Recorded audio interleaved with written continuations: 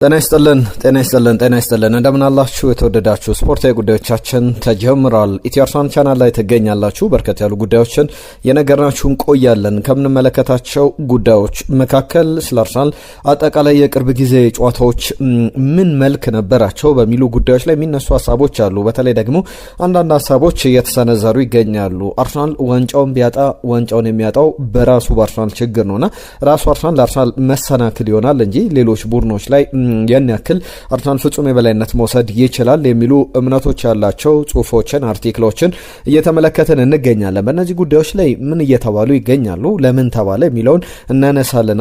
አርሰናል ሳክሪፋይ ማድረግ ያለበት ነገር አለ። ዋንጫዎችን ጨዋታን ለማሸነፍ ዋጋ መክፈል ያለበት ወይም ደግሞ መተው ያለበት ነገሮች አሉ ተብሏል። እነዚህ ጉዳዮች ምንድናቸው የሚለውን እንነግራችኋለን። ከዛ በተጨማሪ ግን በማጥቃት እንቅስቃሴ ላይ የሰሞኑ ጨዋታዎችን ክፍተትን በተመለከተ የነገርናቸው ቆያቸው ጉዳዮች አሉ። ቪክተር ዮኬሬሽ ከአርሰናል ሊወጣ የሚችልበት ከአንድ ዓመት በላይ ላይቆይ የሚችልበት እድል አለ የሚሉ በተለይ ደግሞ በአርሰናል በሚያመጣው ተጫዋች ዙሪያ ላይም ልውጦች ሊኖሩ ይችላሉ። ቅያሬዎች ቪክተር ዮኬሬሽን ለቆ ሌላ ተጫዋች ሌላ በቅርብ ጊዜያት ላይ በጣም በትልቅ ደረጃ በአርሰናል ሲፈለግ የነበረ ተጫዋች ሊመጣ ይችላል የሚሉ ዘገባዎችን እየተመለከትን እንገኛለን። ተንታኞች ምን ሀሳብ እየሰጡ ይገኛሉ። እነ ጋሪ ሊንከን፣ ማይክል ኦውንን አይነት የቀድሞ ተጫዋቾች ከዛ በተጨማሪ ጄሚ ካራገርም ጭምር ያነሷቸው ሀሳቦች አሉ። ስለ ማርቲን ዙቢሜንዲ በቅርብ ጊዜያት ላይ በተለይ ባለፈው በጣም የማንቸስተር ዩናይትድን ሞመንተም ያስጠበቀ ማንቸስተር ዩናይትድን ወደ ጨዋታ እንዲመለስ ያደረገ በጣም ከባድ ስህተት ሰርቷል። ልንወቅሰው አይደለም። ነገር ግን ከዚህ በፊት የነበሩ እንደዚህ አይነት ተመሳሳይ አጋጣሚዎችን በያዝነው የውድድር ዘመን ከአርሰናል ጋር አያይዘን እንነግራችኋለን። ዝውውሮችን ይዘናል። ወጣት ተጫዋቾችን በተመለከተ አርሰናል ከሬድ ስታር ቤልግሬድ ሊያስፈርሙ የሚፈልገው ተጫዋች ከዛ በተጨማሪ በተለይ ደግሞ በቅርብ ቀናት ላይ እየሰማናቸው ካሉ ዝውውሮች መካከል እዚህ ምስራቅ አውሮፓ ላይ ትኩረት አድርጓል። ብራዚላዊ ነው። ነገር ግን ምስራቅ አውሮፓ ላይ እየተጫወተ ለዛ አካባቢ ላለ ሀገርም ዜግነቱ በዛው የተያዘ ተጫዋች አለ። ሶ ማን የሚለውንም እንነግራችኋለን። በቻላችሁት በያላችሁበት አብሮነታችሁን ከኛ ጋር አድርጉ። ኢትዮ አርሰናል ቻናልን ሰብስክራይብ አድርጉ። ቤተሰብነታችሁን አሳዩን። በየዕለቱ አዳዲስ ጉዳዮችን ይዘን እየመጣን እንገኛለን። በቻምፒየንስ ሊጉ የሊግ ፌዝ ጨዋታ ዛሬ አርሰናል ከካራት አልማቲ ጋር የሚያደርገው ጨዋታ በጣም ይጠበቃል። እሱንም እናነሳለን። ከዛ ውጪ ፖል ስኮልስ ትናንትና እየሰጠው አስተያየት አለ። በጣም መነጋገሪያ ሆኗል። አርሰናል ዘወረስ ቲም ነው ይህን ሊግ የሚያሸንፍ ከሆነ ሊጉን ያሸነፈ ዘወረስ ቲም ነው ብሏል። ይህ ሀሳብ እንዴት ይታያል የሚለውን ጉዳይ ላንሳላችሁና ወደ ጨዋታው ጉዳዮች አምራለሁ። ኢትዮ አርሰናል ቻናልን ሰብስክራይብ አድርጎ ይህንን ቪዲዮ ላይ ካደረጋችሁ እንድትጀምሩ ላስታውሳችሁ በድጋሚና በቀጥታ ወደ ጉዳዩ ሳልፍ ፖል ስኮልስ በጣም አነጋጋሪ አስተያየት ሰጥቷል። እንደ ፔሌ ፖል ስኮልስ እንግዲህ ከዚህ በኋላ ምን አለ የሚባል ተጫዋች ላይሆን ይችላልና በጣም የወረደ አስተያየት ነው የሰጠው። በአንድ በቁጥሮችም ከዛ በተጨማሪ አንዳንድ ነገሮችም መነሻ አድርጌ የሱን አስተያየት ውድቅ አድርጌ የማነሳላችሁ ይሆናል። ፖል ስኮልስ ምንድን ያለው አርሰናል ሊጉን የሚያሸንፍ ከሆነ የአርሰናል ቡድን ዘወረስት ሊጉን ያሸነፈ ወረስት ወይም በጣም መጥፎ ቡድን ሆኖ የሚመዘገብ ነው የሚል አስተያየቱን ሰጥቷል። በተለይ ደግሞ የውድድር ዓመቱን ምርጥ ቡድን ስንመርጥ ከዚህ ቡድን ውስጥ ቢያንስ ከመጀመሪያ 4 ቡድኖች ይህንን ሀሳብ የሰጠው እሱ ብቻ አይደለም። ጄሚ ካራገርም ተመሳሳይ ሀሳብ ያነሳል። ከመጀመሪያ 4 ቡድኖች የመጀመሪያ 4 አጥቂዎች ውስጥ መካከል ቢያንስ 2-3ቱ የሻምፒዮኑ ቡድን ተጫዋቾች መሆን አለባቸው በሚል ጄሚ ካራገርም የሚያነሳው ሀሳብ አለ። ከዚህ አርሰናል ቡድን ውስጥ ግን ማን ሊካተት ይችላል ብለው እነዚህ ፖል ስኮልስም ጄሚ ካራገርም ጥያቄያቸውን እያነሳሉ። ነገር ግን አርሰናል ዋንጫ የሚያነሳ ከሆነ ለምሳሌ ባለፈው ዓመት ሻምፒዮን ሲሆን ሊቨርፑል ከፊት ያሉት ተጫዋቾችን ተመልከቱ ብሎ ጥያቄውን ያነሳል። በዛ ደረጃ ሊጠቀስ የሚችለው ተጫዋች ቡካዮ ሳካ ነው። ቡካዮ ሳካ ደግሞ ብዙ ግቦችን እያስቆጠረ አይደለም፣ አሲስቶችንም እያስመዘገበ አይደለም ብሎ ያስቀምጣል። ቁጥሮችን አነሳላችኋለሁ። አንደኛው ግን የፖል ስኮልስን የጄሚ ካራገርንም ሀሳብ በተለይ ጄሚ ካራገር ወረስት ቲም ነው ብሎ አላነሳም። ጄሚ ካራገር ያነሳው አርሰናል ዋንጫውን ያሸንፋል ብዬ አስባለሁ፣ ነገር ግን ያልተለመደ በፕሪሚየር ሊጉ ተደርጎ በማይታወቅ መንገድ አዲስ ካልቸር አርሰናል ክሬት ያደርጋል አይነት አስተያየት ነው የሰጠው። ያ ማለት የፕሪሚየር ሊጉ ቶፕ ከፊት የሚመረጡ 4 አጥቂዎች ላይ አርሰናል አንድ አጥቂ ሳያስመርጥ የ10 ቁጥር ቦታ ላይም ከፊት ያሉ 3 አጥቂዎችን ጭምር ስንደማምር ከነዚህ 4 አጥቂዎች አንድም አጥቂ ከሻምፒዮኑ ቡድን ሳይመረጥ ሻምፒዮን የሆነ ቡድን ልንመለከት እንችላለን የሚል ነገር ያነሳበት ነው። የፖል ስኮልስ ሀሳብ ግን አርሰናል ዋንጫ ካነሳ ዘወረስት ቲም ነው፣ መጥፎ ቡድን ነው፣ ሊጉን ያሸነፈ መጥፎ ቡድን ተብሎ የሚገለጽ ነው የሚል አስተያየቱን ሰጥቷል። ያ ለምሳሌ አርሰናል ዋንጫ አላሸነፈም ብለን እናስብ። እስካሁን ሁሉም ተንታኞች አርሰናል ዋንጫ ማሸነፍ አለበት ወይም ደግሞ አርሰናል ሊጉን እየመራ ያለበት ነገር ከሌሎች ቡድኖች የተሻለ ጠንካራ ቡድን ስለሆነ ነው ግምቶችን በሙሉ የሚሰጡት። ፖል ስኮልስ እንዳለው አርሰናል ዋንጫ አላነሳም እንበል። አርሰናል ዋንጫ ካላነሳ የሚያሸንፈው ማንቸስተር ሲቲ፣ የሚያሸንፈው ማንቸስተር ዩናይትድ፣ የሚያሸንፈው ቼልሲ ቢሆኑ እነሱስ ከአርሰናል የተሻለ ቡድን ሆኖ ነው ወይ የሚለው በጣም የወረደ ሀሳብ እንደሰጠበት ፖል ስኮልስ ምን አለ? እንደ ፔሌ በተለያዩ ጊዜ በጣም አወዛጋቢ አስተያየቶችን ይሰጥና ፔሌ ምን አለ አይባልም ይባል ነበር። አሁንም ለፖል ስኮልስ እንደዚህ አይነት ሀሳቦች መሰጣታቸው የሚቀር አይመስልም። ለሁሉም የፖል ስኮልስን ሀሳብ እዚህ ላይ ገታ እናድርግና የጊሌን ባላጌን ሀሳብ መለስበታለሁ። ዛሬ አርሰናል ከካራት አልማይቲ ጋር ይጫወታል። ግምቶቻቸውን ላኩልን። ስለስንት ይጠናቀቃል? ካራት አልማይቲ በቻምፒየንስ ሊግ ላይ እስካሁን 1 ነጥብ ብቻ ነው ያለው። ከዛ ውጪ አርሰናል በካራት አልማይቲ ጨዋታ ላይ ብዙ ግቦችን ያስቆጥራል ተብሎ ይጠበቃል። ምክንያቱም የካዛን ሻምፒዮን ቢሆንም በካዛክስታን ሊግ ላይ ሻምፒዮኑ እሱ ቢሆንም በቻምፒየንስ ሊግ ላይ በየጨዋታው በአቨሬጅ ባደረጋቸው ጨዋታዎች ላይ 3 ግቦችን እየተቆጠሩበት የመጣ ቡድን ነው። ከሪያል ማድሪድ ጋር የተጫወተውን ጨዋታ እናስታውሳለን። ከሌሎች ቡድኖች ጋር ያለው ጉዞ የሚታወስ ነውና በዚህ ጨዋታ ላይ ግን ሚኬል አርቴታ በጣም በርካታ ለውጦችን 9 ተጫዋቾችን ይቀይራል ተብሎ ይጠበቃል። 9-10 ተጫዋቾች ምናልባት ፒየሮ ኢንካፒ ብቻ ልንመለከተው እንችላለን። ከዛ ውጪ ከፓሪዝ አባላጋ ግብ ጠባቂ ቦታ ላይ ልንመለከተው እንችላለን። ሌሎችም ተጫዋቾችን መጥቀስ ይቻላል። ሉዊስ ስኬሊ አማካኝ ስፍራ ላይ ሚድፊልደር ሆኖ ይጫወታል። ዴክላን ራይስ እንዲሁም ደግሞ ሚኬል ሜሬኖ በቅጣት ምክንያት ከዚህ ጨዋታ ውጪ ናቸው። ማክስ ዳውማን ብቻ ነው በጉዳት ምክንያት ምናልባት በስብስቡ ላይ ላይኖር የሚችለው። ሌሎቹ ተጫዋቾች ጁሪን ቲምበርና ዊሊያም ሳሊባ ከዚህ ስብስብ ውጪ ናቸው፣ በጉዳት አይደለም። ነገር ግን የጥንቃቄ ተጫዋቾቹን ከጨዋታው ውጪ እንደሚያደርግ ሚኬል አርቴታ ትናንትና በነበረው ጋዜጣዊ መግለጫ ላይ ተናግሯል። ስለዚህ 9-10 ባለፈው ከማንቸስተር ዩናይትድ ጨዋታ ለውጦችን እንመለከታለን። ሚኬል አርቴታ ሪያክሽኖችን ከጨዋታው በኋላ ውይይቶች ምን ነበሩ በሚለው ጉዳይ ላይ ሰኞ ዕለት ተነጋግረናል። አጠቃላይ ቴምፕሬቸሩን ዳውን አድርገን ዝቅ አድርገን በተለይ የነበረውን ግርግር ሙቀቱን ዝቅ አድርገን ወደ ሞመንተሙ ለመምጣት ጥረት ያደረግንበት ሁሉንም ነገር ሪፍሌክት ያደረግንበት ነበረ። 2 ጥያቄዎችን ጠይቀናል። አንደኛው እንዴት ነው እየተሰማን ያለውና እንዴት ነው አሁን እኔ እየተሰማኝ ያለው ብለው ሁሉም ተጫዋች ሁሉም የአሰልጣኝ ቡድን አባላት ጥያቄ እንዲጠይቁ አድርገናል። ከሽንፈቱ በኋላ ምን እየተሰማን ነው የሚገኘው፣ ምን እየተሰማኝ ነው የሚገኘው የሚለውን ጥያቄ ከመለስም በኋላ ነገሮችን በጥሩ መንገድ ሪያክት አድርገንባቸው ቆይተናል ብለዋል። ስለዚህ አርሰናል ከዚህ ጨዋታ ከካራት አልማይቲ ጨዋታ ጀምሮ ብዙ ነገሮች ያስመለከተናል ብዬ እጠብቃለሁ። ወደ በኋላ ላይ ዝውውሮችን በስፋት እናነሳለን። ጊሌን ባላጌ ያነሳውን ጉዳይ አንስቼ ሌሎችም ያርሰዋል የሰሞኑ ወቅታዊ ብቃቶችን ከዛ በተጨማሪ ምን ሚኬል አርቴታ መገበር አለበት ወይም ደግሞ ሳክሪፋይ ማድረግ አለበት የአርሰናልን ውጤት ለማምጣት የሚሉ ጉዳዮች ላይ እየተነሱ ያሉ እኔም የራሴን ሀሳብ አነሳላችኋለሁ። ጊሌን ባላጌ ግን በጣም ዝርዝር ጉዳዮችን አንስቷል። የአርሰናል ደጋፊዎች የአርሰናል ተጫዋቾች ላይ አሁን እየጮሁ ይገኛሉ። የቀድሞ ተጫዋቾች አርሰናልን የቡድኑን ሚኬል አርቴታን እየተቹ ይገኛሉ። ትልቁን መልእክት ትልቁን ኢሜጅ ግን መመልከት ይኖርብናል።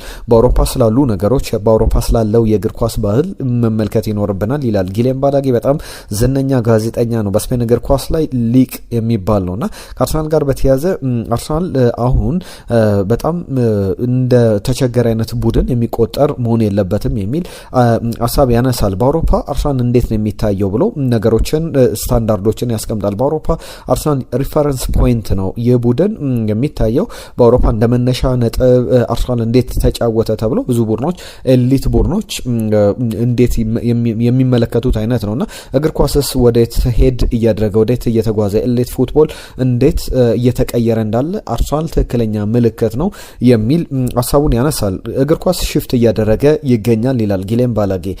አሁን ከዚህ በኋላ ኳስን ተቆጣጥሮ መጫወት ወይም ደግሞ ማጥቃት ብቻ በቂ ላይሆን ይችላል። በትልቅ የአውሮፓ እግር ኳስ ላይ ልንመለከታቸው የምንችላቸው ለውጦችን በአርሰናል ቡድን ውስጥ አሁን መመልከት እንችላለን። አርሰናል ተቸግሮ ሳይሆን አርሰናል ያመጣቸው መፍትሄዎች በአውሮፓ እግር ኳስ ላይ በአውሮፓ ላይ ለውጥ አምጥቷል። ፔፕ ጋርዲዮላ በባርሴሎና ቡድኑን ይዞ ሲጀምር አውሮፓ ላይ ለውጥ እንደፈ እንደፈጠረ ሁሉ ሚኬል አርቴታ ያንን ለውጥ አምጥቷል ተብሎ መነገር ይቻላል። በእግር ኳስ አሁን ወሳኝ የሆኑ 4 ፌዞች አሉ። እነዚህ ፌዞች ቡድን በደንብ ኤክሰለንትሊ በደንብ በትክክል ሊገምቱ ሊመዝኑ የሚችሉ ናቸው። ኦርጋናይዝድ ሌቨል የማጥቃት ኦርጋናይዝድ የሆነ ማጥቃት፣ አታኪንግ ትራንዚሽን፣ ዲፌንሲቭ ትራንዚሽን እና ስትራክቸርድ ዲፌንስ ናቸውና እነዚህ ነገሮች በሃይስት ሌቨል ላይ በትልቁ የእግር ኳስ ሌቨል በቶፕ ኤሊት በሚባለው ሌቨል ላይ በእነዚህ ፌዞች ላይ ማተር ያደርጋል እግር ኳስና አሁንም በአርሰናል በኩል ያንን የሚኬል አርቴታ ቡድንንም በዚህ ውጤት መሰረት በዚህ መሰረት ስታንድ አውት ማድረግ የሚችል ከፊት መቆም የሚችል አውሮፓ መምራት የሚችል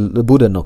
አርሰናል በሚኬል አርቴታ ስር እንግዲህ ስፔሶችን ኮንትሮል የሚያደርግ ጊዜን ስፔስን ኮንትሮል የሚያደርግ እና በጣም ኢምፖርታንት የሚባሉ ኤሌመንቶችን ሪትምን ማስጠበቅ የሚችል አይነት ቡድን ነው ይላል። አግሬሲቭሊ በጣም መጫወት የሚችል ቻውቲክ የሆነ በጣም ነውጦችን ያንን ሞመንት በሜዳ ላይ መፍጠር የሚችል አይነት ቡድን እንደሆነና ቀውሶችን በዛ አለመረጋጋቶችን በተከላካይ ስፍራ ላይ እየፈጠረ ያንን አሳይቶናል። ከቆሙ ኳሶችም ሆነ በተለያየ መንገድ ለኦፖነንቶች ለተቃራኒዎች እንግዲህ ኦክሲጅን እንዲያጥራቸው በማድረግ በማጥቃት ያለ ረፍት በመከላከል የሚታወቅ አይነት ቡድን ነውና ያንን አይነት መንገድ እየተከተለ ያለ ነውና አሁን በእግር ኳስ ኪ ባትል ኦፍ ግራውንድ የሚባለው ትራንዚሽን ነውና ያንን ከግምት ማስገባት ይገባል። ዲፌንሲቭ ሪቲሙን በመጠበቅ ረገድ ኦፌንሲቭ ሪትሙን በመጠበቅ ረገድም አሁን በእግር ኳስ ስፔስ ስሞለር ስፔስ በጣም ትንሽ ስፔስ ነው ያለው።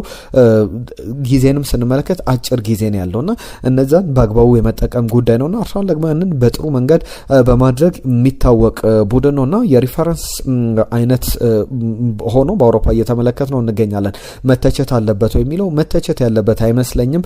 አርሰናል እየጠፋ ወይም ደግሞ የተቸገረ ቡድን አይመስለኝም። አሁን እንደዚህ አይነቶች በእንደዚህ አይነት መንገድ አርሰናል ለመመልከት ጊዜው ገና ነው የሚል አስተያየቱን ጊሌም ባላጌ ይሰጣል። ለሁሉም እነዚህ ጉዳዮች በዝርዝር የሚነሱ ናቸው። ትናንትና የእናንተን ሀሳብ ስናነሳ ነበር። አሁንም ሌሎች ጉዳዮችን እያነሳው ቆያለሁ። የአርሰናል ችግር በባለፈው በማንቸስተር ዩናይትድ ጨዋታ ላይ የሚኬል አርቴታ የውሳኔ ችግር ነው ብሎናል ካሳይ ተካ የተባለ አድማጫችን፣ ከልብ እናመሰግናለን። ወደ በኋላ ላይ የእናንተ መልእክቶች በስፋት አነሳለሁ። ለሁሉም የአርሰናልን ጉዳዮች በተመለከተ ከባለፈው ከማንቸስተር ዩናይትድ ጨዋታ በኋላ ምን እየተነሱ ነው? እስቲ አንዳንድ ጉዳዮችን ላንሳላችሁ። ትናንትና በርከት ያሉ ሀሳቦች መጥተውልናል። ከተነሱ ጉዳዮች መካከል ትናንትና ማን ነው ተወቃሽ ብለን ጥያቄ አቅርበን ነበር። ለአርሰናል ሽንፈት በማንቸስተር ዩናይትድ ላይ ለነበረው ውጤት ማጣት እኔ አንድ ነገር ማንሳት እፈልጋለሁ። ሁሉ ነገር ዛሬ ከመጀመራችን ወደ ሌሎች ጉዳዮቻችን ከማለፋችን በፊት ከአርሰናል ጋር በተያዘ ለምንድን ይመስላችኋል በዚህኛው የውድድር ዘመን ላይ ጫናዎች የሚበረከቱት? አርሰናል ላይ እየመራ ባለበት ሰዓት ላይ በቅርብ ሳምንታት ለምሳሌ ከ5 ሳምንታት በፊት የነበረው የአርሰናል መሪነት ፍጹም የተለየ ነበር። በዝርዝር የማነሳላችሁ ጉዳዮች ይኖራሉ ወደ በኋላ ላይ። ነገር ግን አርሰናል አሸንፎ እስካላሳየ ድረስ ረጅም ዓመታት ተቆጥሯልና ያንን ነገር ከላይ መግፈፍ አለበት። አሸንፎ አሸናፊነቱን ማስከበር ማስመስከር ይኖርበታልና ያ ብቻ የሚጠበቅ የመጨረሻው ፋይናል ነገር ይመስለኛልና ከዛ በፊት ያሉ ነገሮች አርሰናል አቻ በወጣ ቁጥር በተሸነፈ ቁጥር ወይም ደግሞ ደካማ ብቃት አሳይቶ ቢያሸንፍ እንኳን ጥያቄዎች መነሳታቸው አይቀርም። በዛ አይነት መንገድ ዋንጫ ማሸነፍ ከባድ ነው ብለው አስተያየት የሚሰጡ ልትሰሙ ትችላላችሁ። ነገር ግን የአርሰናል ደጋፊስ እንደዛ አይነት ስሜት ውስጥ መቀጠል አለበት ወይ የሚለው በጣም በትክክለኛ መንገድ ላይ ያለ አይመስለኝምና ያ መታረም መስተካከል ያለበት እምነት ይመስለኛል። ሌሎቹ ቡድኖች ሌሎች ደጋፊዎች አርሰናልን ቢጠራጠሩት ይሁን ብሎ መቀበል ይቻላል። ነገር ግን የአርሰናል ደጋፊዎች አርሰናልን መጠራጠር የለባቸው። ሙሉ እምነት ማሳደር አርሰናል ዋንጫው በተለይ ደግሞ ዘንድሮ ፕሪሚየር ሊጉ ከአርሰናል ውጪ ሌላ ቡድን ያሸንፈዋል ብሎ ማሰብ በጣም ዘበት ይመስላል። አንዳንድ ነገሮችን ብቻ እናነሳለን። ተረፋ ለማየው ትናንትና መልእክቱን በትናንትና በሰራነው ቪዲዮ ላይ የጻፈልን መልእክት አለ። እንግዲህ በዲሲፕሊን ወይም ደግሞ ሪስፔክትፉል በሆነ መንገድ ሀሳቦቻችንን ብንለዋወጥ በጣም የተሻለ ይመስለኛል። አድማሱ በርከት ያሉ ረጅም ጽሁፍ ነው የላከልን። የረጅም ዓመታት የአርሰናል ደጋፊ ነኝ። አርሰናል ጥራት ያላቸው ተጫዋቾችን አሰባስቧል ይሉናል። በእኔ አመለካከት ብስለት ያላቸው ምን ማድረግ እንደሚገባቸው የሚያስቡ ተጫዋቾችን አላሰባሰብም። በዝውውርም የመጡትም በስሜት እንጂ ለአርሰናል ጠቃሚ ሆነው አይደለም። ለምሳሌ ዮኬሬሽን ኤዜን በመጥቀስ ያነሳቸው ጉዳዮች አሉ። የዘንድሮ ዋንጫ ያነሳል የሚል ግምት የለኝም አርሰናል የሚል በሶስተኛ ደረጃ የሚያጠናቅቁ ላይ ይመስለኛል ብሎናል። ነገር ግን ለማንቸስተር ዩናይትድ ጨዋታ ውጤት መጥፋት ትልቁ ተጠያቂ በግልጽነት እንግዲህ ዙቢሜንዲ፣ ማጋሌሽ፣ ሳሊቫና እነዚህ ሶስት ተጫዋቾች ኃላፊነቱን መውሰድ አለባቸው፣ ኃላፊነታቸውን ዘንግተዋል ብሎናል አድማሱ አበበ ጌታውን የተባለ የኢሜል ስም ላይ የመጣልን መልእክት ነው። ከልብ እናመሰግናለን። ረጅም ጽሁፍ ነው ያጋራን። የኛ አርሰናል እንግዲህ ተጫዋቾቹ በግል የሚለኩ አይደለም፣ ማንም ሰው ስህተት ይሰራል ብሎናል። በተጫዋቾቹ ተሳሳቱ፣ አለቀ። እንደዚህ አይነት ነገሮች ሊያጋጥሙ ይችላሉ የሚል መልእክቱን ልከውልናል። የኛ አርሰናል ከልብ እናመሰግናለን። ደሳለኝ ያነሱ ሀሳብ አለ፣ ከልብ እናመሰግናለን ስለ ጻፍክልን መልእክት። ምስጋናው አደሙ የአርቴታ ትልቅ የቤት ስራ አለበት ብሎናል። በትክክል በአርቴታ ጉዳዮች ላይ ምን ማድረግ አለበት በሚለው ላይ ወደ በኋላ ላይ በዝርዝር ዴታዎችን የተለያዩ ሜትሪክሶችን እያነሳን በቅርብ ጊዜ የወጡ መረጃዎችን በተለይ ደግሞ ከዚህ ከ3ኛው ሳምንት በኋላ እስካሁን ያሉ ቁጥሮችን እያነሳን የአርቴታን ኃላፊነት ምን ማስተካከል አለበት የሚለውን እነግራችኋለሁ። ምስጋናው አሁንም ቢሆን ዋንጫው የአርሰናል ነው የሚል መልእክቱን ልኮልናል። አየነው ሙሉዓለም ስለ ጻፍክልን መልእክት ከልብ እናመሰግናለን። የአርሰናል የማንቸስተር ዩናይትድ ጨዋታን በተመለከተ በጣም ስህተት ሲሰራ ነበረ አርሰናል። በተለይ ደግሞ አማካኝ ስፍራ ላይ ተከላካዮቹ በጭራሽ ከአጥቂዎቹ ጋር መናበብ አልቻሉም። በዚህ ላይ አርቴታ በቶሎ ጨዋታውን አንብቦ ተጫዋች የመቀየር ፍጥነቱን አላሻሻልም። ዳኞቹም ቢሆን የዶርጉንና የማግዌርን ግልጽ ጥፋት በዝምታ አልፈውታል ብለዋል። አየነው ሙሉዓለም ከልብ እናመሰግናለን። ተባረክ ካሌድ አሰልጣኙ ትልቅ ችግር ያለበት ብሎናል። መኑኝ አርሰናል አርቴታ ትልቅ ዋንጫ አያመጣም። ቬንገር ቢኖሩ ቢያንስ ጥሩ እየተጫወተ ኳስ ያሳየ ነበር። ግን በፍርሃት የሚጫወት አርሰናልን እየተመለከትን እንገኛለን ብሏል። ለተነሱት ሀሳቦች በትንታኔዎች መልስ እንሰጥባቸዋለን። በቻላችሁት ብቻ አብራችሁን ቆዩ። ይህንን ቪዲዮ ላይክ አድርጋችሁ ጀምሩ። በማሳስባችሁ ነገር ቢኖር ቪዲዮቻችንን ብዙ ሰው ያየዋል፣ ነገር ግን እንደሚያዩ ቁጥር ብዙ ሰው ላይክ አድርጎ አይጀምርም። ላይክ አድርጋችሁ እንድትጀምሩልን በቅድሚያ ላስታውሳችሁ። በቀጥታ ወደ ጉዳዮቻችን በዝርዝር ልለፍ። የዘንድሮ አርሰናል በተለይ ለምሳሌ ትችቶች ሰነዘሩ ይገኛሉ ብዬ ሳነሳላችሁ ነበረ ከ5 ሳምንታት በፊት ወይም ደግሞ 18ኛው ሳምንት ላይ። አሁን 23ኛው ሳምንት የእንግሊዝ ፕሪሚየር ሊግ ተጠናቋል። 18ኛው ሳምንት ላይ የአርሰናል ውጤት ምን ነበር? ከማንቸስተር ሲቲ ከአስቶን ቪላ በስንት ነጥብ ይርቅ ነበር ብለን 5 ሳምንታት ወደኋላ መለስ ብለን ብናይ 42 ነጥቦች ነበሩት አርሰናል። ከዛ በኋላ ግን በተከታታይ ሳምንታት የሰባሰባቸው ሁለት ነጥቦች ሁለት ጨዋታዎች ላይ 6 ነጥብ አገኘና የነጥብ ልዩነቱን ወደ 8 አሳደገ። ከዛ በኋላ በመጨረሻ 3 ጨዋታዎች ደግሞ የጣላቸው ነጥቦች የሚታወሱ ናቸው። ባቻ ውጤት ያጠናቀቀባቸው ከሊቨርፑል ከፎረስትና ከማንቸስተር ዩናይትድ ጋር ደግሞ የተሸነፈበት ጨዋታ ይጠቀሳል። እነዚህን ጨዋታዎች ስንደማምር አርሰናል 50 ነጥቦች ላይ ደርሷል። በባለፉት 5 ጨዋታዎች ከመሰብሰብ ከነበረበት ወደ 15 ያክል ነጥቦች የሰበሰበው 6 ብቻ ነጥብ የሰበሰበው 9 ነጥብ ጥሏል ማለት ነው። ስለዚህ የነበረው ልዩነት ግን የ2 ነጥብ ልዩነቱን ወደ 4 አሳድጓል። ከዚህ በላይ ግን ማሳደግ ነበረበት። ማንቸስተር ሲቲ ከአስቶን ቪላ ነጥብ ልዩነቱን በደንብ ማስፋት ይችል ነበር። አሁንም ቢሆን አርሰናል ሪፎከስ ማድረግ አለበት። በድጋሚ ተጫዋቾቹን በጋራ ስሜት ውስጥ ማንቀሳቀስ ይኖርበታል። ባለፈው የኤምሬትስ ስቴዲየም ጨዋታው ሲጠናቀቅ በቅርብ ዓመታት ላይ የሚኬል አርቴታ ቡድን በአርሰናል ደጋፊዎች ሲጮህበት አልተመለከትንም። በኤምሬትስ ስቴዲየም በማንቸስተር ዩናይትድ ሽንፈቱን ተከትሎ ብዙዎች ሲጮሁ ተጽዕኖቸውንም ሲያሳድሩ ነበረና በኤምሬትስ ስቴዲየም ያንን ተመልክተናል።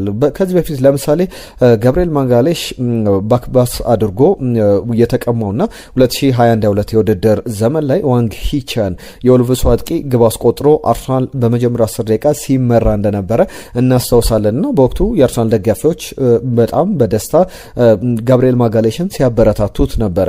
ከዛ በኋላ ሌስተርን አርሰናል 4-2 በሆነ ውጤት ያሸነፈበትን ሁለተኛውን ጨዋታ ደግሞ በምሳሌነት ላንሳላችሁ። በወቅቱ ዊሊያም ሳሊባ በራሱ ላይ ኦን ጎል አስቆጥሮ የአርሰናል ደጋፊዎች ግን በሙሉ በስቴዲየሙ በኤምሬትስ ሲያበረታቱት እንደነበረ እናስታውሳለን። ነገር ግን አሁን ተቃውሞ መነሳቱ በትክክል አርሰናል ከዚህ በላይ ፐርፎርም ማድረግ አለበት የሚል ተጠባቂነት አለና አሁንም ከአርሰናል ተጫዋቾች ጎን መቆም አለበት። ሚኬል አርቴታ ሙሉ ኃላፊነቱን እወስዳለሁ እንዳለው ሚኬል አርቴታ ሙሉ ኃላፊነቱን መውሰድ ያለበት ይመስለኛል። ሌሎች ጉዳዮችን ላንሳ። በዚህኛው ውድድር ዘመን ላይ የአርሰናል ትልቅ ፈተና ሊሆን የሚችለው አርሰናል ነው።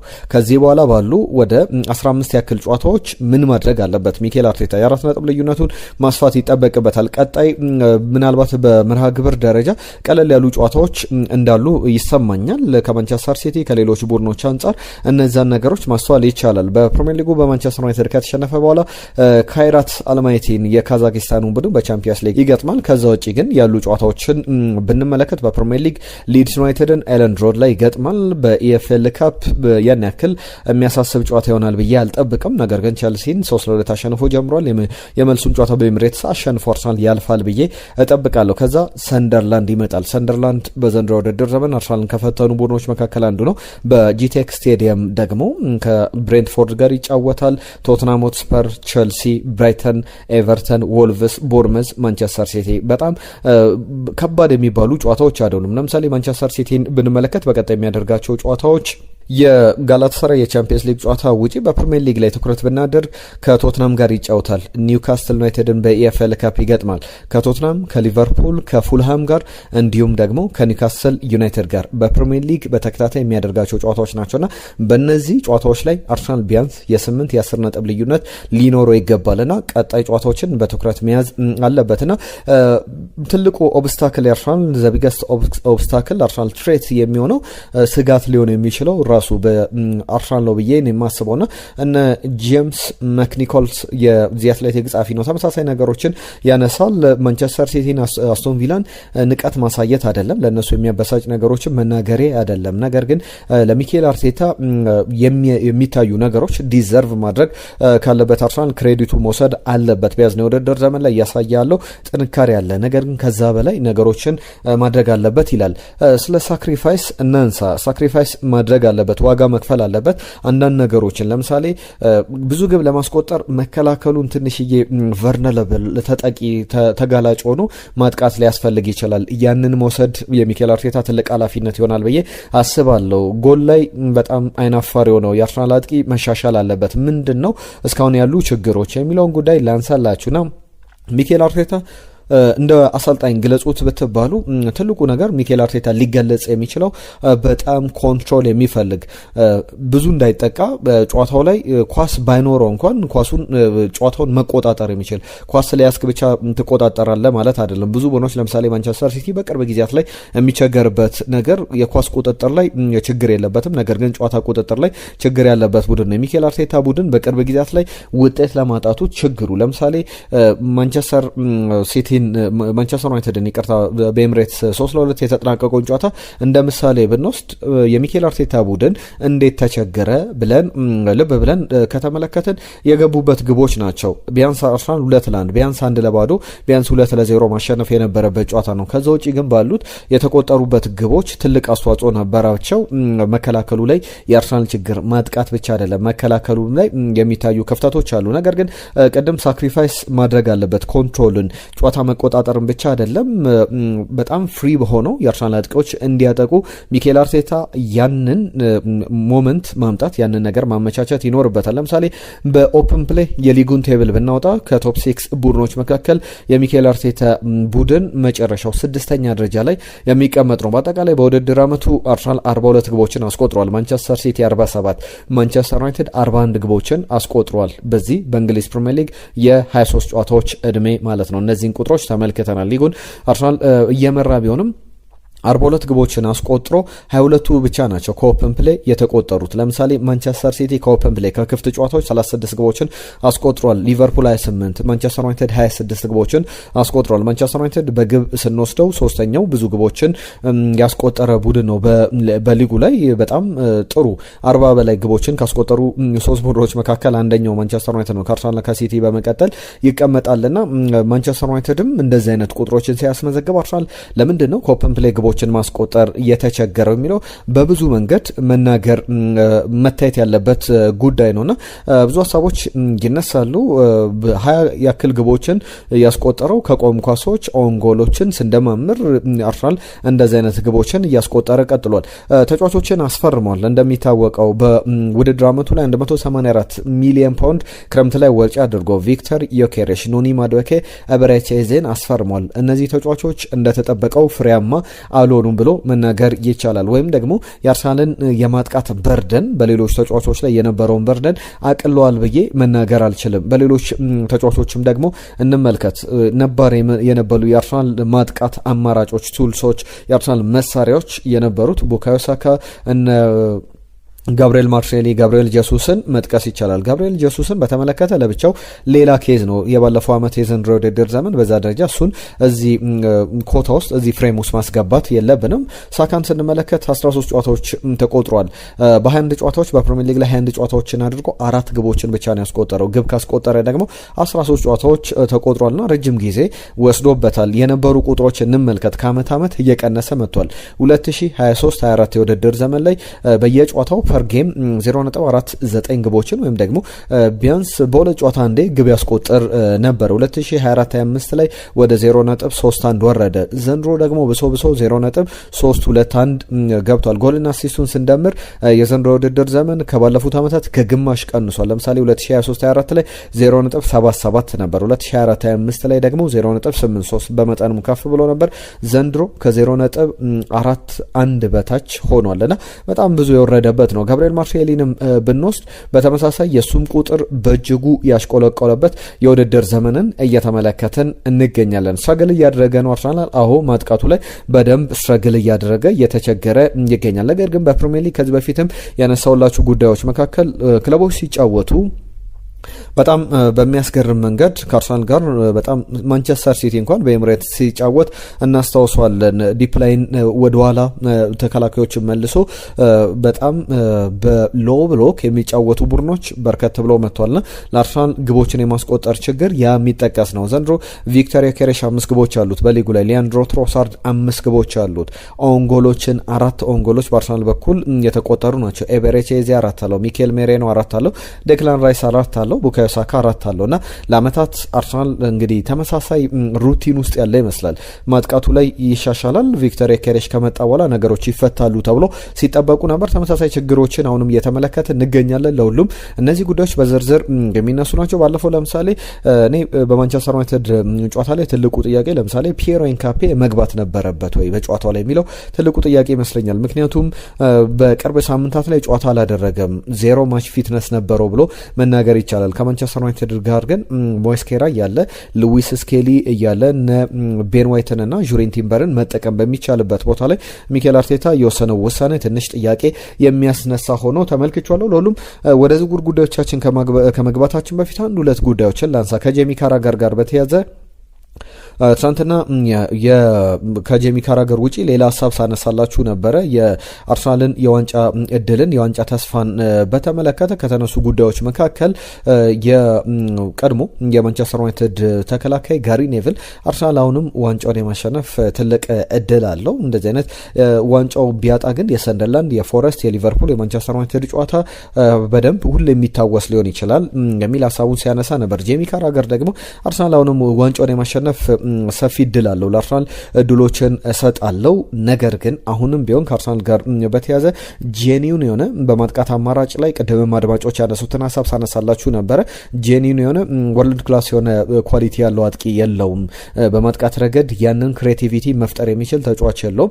ፊኒሽንግ ችግር ነው ብዬ በአርሰናል ቤት አላስብም፣ ነገር ግን ክሬቲቪቲ የአርሰናል ችግር ነው የሚል ነገር አንስቷል። አድማጮችም ፍሎ ያለው አርሰናልም እኔም ቅድም በዳታዎች ያነሳውላችሁ መረጃዎች አሉና እናንተም ትናንትና ስታነሱት ነበረ። ትንሽ የሆነ አይነት አርሰናል ቨርነለብልም ሆነ ተጋላጭም ሆኖ ማጥቃቱን የበለጠ ማበረታታት በኢንተር ሚላን ያየው በኢንተር ሚላን ሳንሲሮ ላይ ወይም በዩሴፔ ሜዛ የተመለከትነውን ጨዋታ ማስመልከት አለበት ብዬ አስባለሁ። እነዚህ አይነት ጉዳዮች ይነሳሉ። ቪክቶር ዮኬሬሽ፣ ጋብሪኤል ጀሱስ እና ካቨርስም እንደዚህ አይነት ኦፖርቹኒቲዎችን እያገኙ አይደለም። ዋንጫውን ማሸነፍ አርሰናል ያሸንፋል። ነገር ግን አርሰናል ዋንጫውን ካሸነፈ የሚያሸንፈው በጋብሪኤል ማጋሌሽና በዊሊያም ሳሊባ በዴክላን ራይስ እና ስፔናዊ ግብ ጠባቂ ዳቪድ ራያ ነው እንጂ ሌሎቹ ተጫዋቾች ላይ ጥያቄ መነሳቱ አይቀርም ብሏል። በእርግጥ እነ ጁሪን ቲምበር መነሳት አለባቸው። ማርቲን ዙሜንዲንም በተመለከተ ቀደም ሳነሰው የነበረው ሀሳብ አለ። ስህተቶች አሉ። በጣም ያሳዝናል። እያሳለፈ ካለ የውድድር ዘመን አንጻር እንደዚህ አይነት ትልቅ ጨዋታ ላይ ዋጋ የሚያስከፍል ስህተት መስራቱ የሱን የውድድር ዘመን ጥላሸት የሚቀባ ሊሆን ይችላል። ነገር ግን ከዛ በተሻለ መንገድ ማርቲን ዙሜንዲም ለአርሰናል ውጤታማ መሆን ዘንድሮ ክሬዲቱ መውሰድ አለበት። አብዛኞቹ ተጫዋቾች ጥያቄ የሚነሳባቸው ተጫዋቾች አይደሉም። ከዛ ይልቅ የሚኬል አርቴታ ማጥቃቱን ፍሎሪሽ እንዲያደርግ እንዲያብብ ማድረግ ያለባትን ስራዎች መስራት አለበት ብዬ አስባለሁ። ከማርቲን ዙሜንዲ ጋር በተያዘ ለምሳሌ ዘንድሮ አርሰናል 1-0 በሆነ ውጤት በሊቨርፑል ሲሸነፍ ጥፋቱን የሰራው እሱ ነበረ። ዶሚኒክ ዞበዝ ላይ ቅጣት ምት ሲያስቆጥር የ2-2 ሲጠናቀቅ የሰንደርላንድ ጨዋታ ላይ እሱ በተመሳሳይ ጥፋት ሰርቶ በአደገኛ ክልል ላይ የተሰጠውን ቅጣት ምት ነበረ ሰንደርላንዶች ያስቆጠሩት። ይህንን የምትረሷቸው ጨዋታዎች አይደሉም። ለምሳሌ አርሰናል 4-1 ባሸነፈበት ጨዋታ ላይ ክሊንሺት ያላስመዘገበው አንድ ግብ የተቆጠረው ከማርቲን ዙሜንዲ ስህተት የተነሳ እንደነበረ እናስታውሳለን። ሪቻርልሰን በቀጥታ ከረጅም ርቀት ዳቪድ ራያም ግብ ክልሉ ለቆቶ የተቆጠረው ሌላኛው አራተኛው ግብ የባለፈው ሳምንት እንደነበረ እናስታውሳለን። ለሁሉም ብዙ ሊያስብል የሚችል ጉዳዮችን አንስቻለሁ። የእናንተን ሀሳብ ግን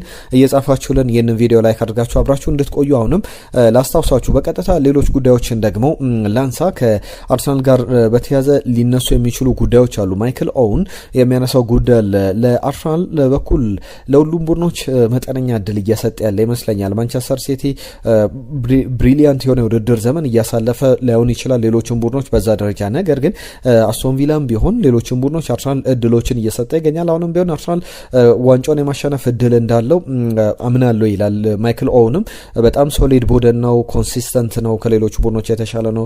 ምናልባት የተሻለ ስኳድም አለው። ነገር ግን ከዚህ የተሻለ ለረጅም ጊዜ ጥርጣሬዎች አሉት። ለረጅም ጊዜ ዋንጫ ለማሸነፉን ተከትሎ ጥርጣሬዎች ቢነሱ ተገቢ ሊመስል ይችላል። ሪዮ ፈርዲናንድ በተመሳሳይ አርሰናል እድለኛ ነው።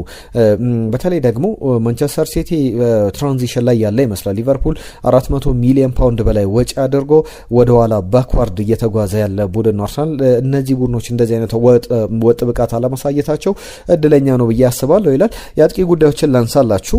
በመጨረሻም ወደ ዝውውር ጉዳይ ልገባ ነው። ከአጥቂ ጉዳዮች ጋር በተያዘ ፓትሪክ ቪዬራ ቪክተር ዮኬሬሽን በተመለከተ ከማንቸስተር ዩናይትድ ጨዋታ በኋላ የሰጠው አስተያየት አለ። በፕሪሚየር ሊጉ 5 ግቦችን ብቻ ነው ያስቆጠረውና አንድ የ9 ቁጥር ተጫዋች ቢያንስ ደብል ፊገሮችን እስከ 20 ግቦችን ማስቆጠር ይኖርበታል ይባላል። በፕሪሚየር ሊጉ ላይ በተለምዶ አንድ ሻምፒዮን መሆን የሚፈልግ ቡድን እንደዚህ አይነት አጥቂ መኖር አለበት ብለው የሚነሱ ጉዳዮች አሉ። ከቪክተር ዮኬሬሽ ጋር በተያያዘ ግን የሚያነሳው ጉዳይ አለ። ፓትሪክ ቪዬራ ምንድነው የሚለው? ከዚህ በላይ ማግባት ነበረበት።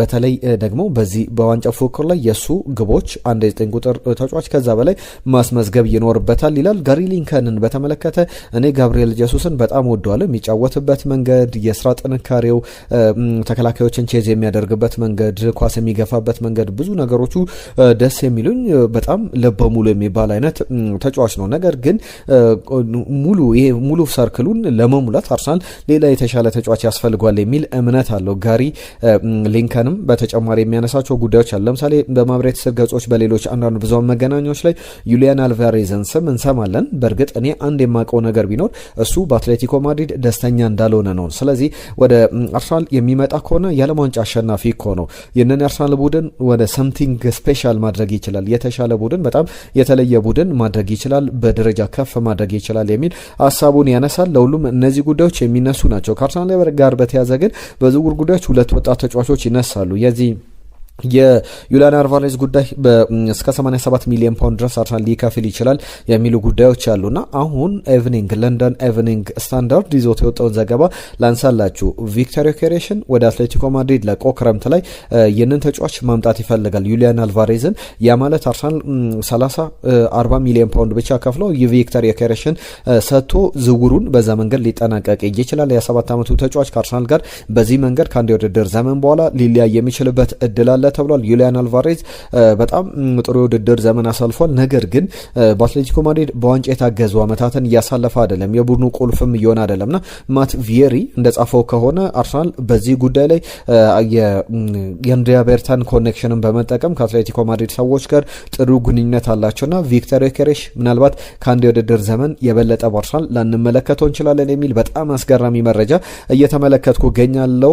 በያዝነው የውድድር ዘመን 9 ያክል ግቦችን አስቆጥሯል። በፕሪሚየር በፕሪሚየር ሊግ 5 ግቦች፣ አንደኛው በፍጹም ቅጣት ምት የኤቨርተን ላይ፣ አንደኛው ሊድስ ዩናይትድ ላይ በፍጹም ቅጣት ምት የተቆጠሩ ግቦች ናቸው። በጣም ከኦፕን ፕሌይ ብዙ ግቦችን የሚያስቆጠር ተጫዋች እየሆነ አይደለም እና አርሰናል እየተቸገረ ያለው በምን ጉዳይ ነው ለሚለው ምናልባት ዩሊያን አልቫሬዝ ምላሽ ሊሆን ይችላል የሚሉ ዘገባዎችን እየተመለከተን እንገኛለን። ሌሎች 2 ዝውውሮችንም ሰምተናል። ከነዚህ ዝውውሮች መካከል አንደኛው ብራዚላዊው ታለንተር ተጫዋች 17 ዓመቱ ላይ ይገኛል። በቀጣይ ጃንዋሪ 2027 ላይ ወይም ደግሞ ከ11 ወራት በኋላ የአርሰናል ተጫዋች ሊሆን የሚችል በቋሚነት መፈረም ይችላል። በተለይ ብራዚላዊ ተጫዋች ይሁን እንጂ ራፋኤል ቤሊኒዮ ይባላል። እንግዲህ ሮላንዲኒዮ ሌሎችም ሮቢኒዮ ሲባል እንሰማለን። የራፋኤል ቤሊኒዮ የሚባል ተጫዋች ነው። የዳይናሞ ዛግሬቭ ተጫዋች ነው እና በዛው በዳይናሞ ዛግሬቭ እየተጫወተ የሚገኝ የክሮኤሽያ ፓስፖርት ያለው መጫወት የሚችለው ግን በፕሪሚየር ሊግ 18 ዓመት ሲሆነው ነው። 18 ዓመቱን ደግሞ የሚይዘው ጃንዋሪ 2027 ላይ ወደ አርሰናል መምጣት ይችላል። በዚህ አርሰናል ከማንቸስተር ዩናይትድ፣ ከሪያል ማድሪድ፣ ከባርሴሎና፣ ከቦሩሲያ ዶርትመንድ ጋር እየተፎካከረ ይገኛል። የዚህ አትሌቲክ ዘገባ ነው። በጣም አስገራሚ ምልምሎችን በወጣቶች ላይ አርሰናል እያደረገ ይገኛል። አሁን ያለው ቡድን ትንሽ መነካካት የሚፈልግ ሊሆን ይችላል። ነገር ግን ወጣት ተጫዋቾች ላይ ብዙ ስራዎችን ይሰራል ብዬ አስባለሁና ለዛም ይመስላል ብዙ እነዚህ አትሌቲክ ማለት በጣም ታማኝ የሚባሉ ምንጮች ናቸው። ሌላኛው ዘገባ ከአርሰናል ጋር በተያያዘ በጣም ክሬዚ የሚባል ተጫዋች ሰምቻለሁ። የተጫዋች ቫዘሌ ኮስቶቭ ይባላል። በተለይ ደግሞ ጣሊያኖች አዲሱ ባሬላ ይሉታል።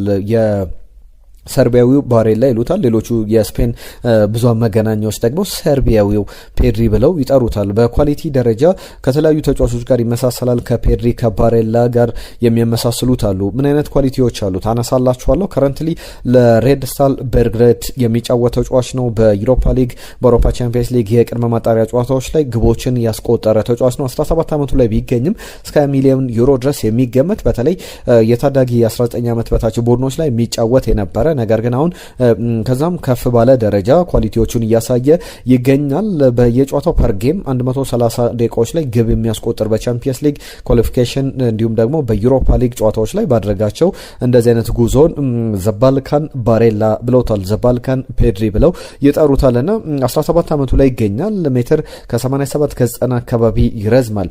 ሴንትራል ሚድፊልደር ነው። ዲፌንሲቭ ሚድፊልደር ሆኖ መጫወት ይችላል። አታኪንግ ሚድፊልደርም ሆኖ መጫወት ይችላል። የቀኝ እግር ተጫዋች ነው። ዜግነቱ ሰርቢያዊ ነው። በተለይ ደግሞ ቅድም እንዳልኩት ከእንግሊ ጋር የዚህ ከእንግሊን በፓሪስ ሰን ጀርመን ተመልክተናል። ከሱ ጋር በኳሊቲ ያመሳስሉታል። ኒኮሎ ባሬላን መጥቀስ ይቻላል። ፔድሪን መጥቀስ ይቻላል። ከነሱ ጋር የሚመሳሰል ነው። ኳሊቲዎቹን ብንመዝናቸው ላይን ብሬኪንግ ፓሶችን፣ መስመር ሰንጣቂ ኳሶችን ያቀብላል። ክሮስፊልድ ስዊቾችን ያደርጋል ከአንድ ሜዳ ክልል ወደ ሜዳ። በተለይ ደግሞ በነ ፖል ስኮልስ በነ ሴስ ፋብሪካስ ኳሊቲ ሺፍት ጨዋታውን ሺፍት ማድረግ የሚችል ኳሊቲ ያለው ነው ይባልለታልና ቪዥኑ በጣም የሚገርም ነው። ቴክኒኩ ከዛ በተጨማሪ በጠባብ ስፔሶች ላይ ኳሶችን ማኒፑሌት ማድረግ፣ መቀበል፣ ማቀበል፣ ክሬት ማድረግ የሚችል ነውና ቫዚሌ ኮስቶቭ ወደ አርሰናል የሚመጣ ከሆነ በጣም ለአርሰናል ትልቅ እድገት፣ ትልቅ መሻሻል ይዞ በቀጣይ ዓመታት ላይ የአውሮፓ እግር ኳስን መቆጣጠር የሚችል ተጫዋች ነው ብለው የሚነገርለት አይነት ኳሊቲ ያለው ተጫዋች ነው። ለሁሉም ክብራትና ክብሯን በርከት ያሉ ጉዳዮችን አንስተናል። ባነሳናቸው ጉዳዮች ላይ የእናንተን ሀሳቦች እንጠብቃለን። መልእክቶቻችሁን ጻፉልን። አብራችሁን ስለነበራችሁ፣ ስለጻፋችሁልን፣ ስለተሳትፏችሁ ሁሉ ከልብ እናመሰግናለን። በኢትዮ አርሰናል ቻናልን ሰብስክራይብ አድርጉ።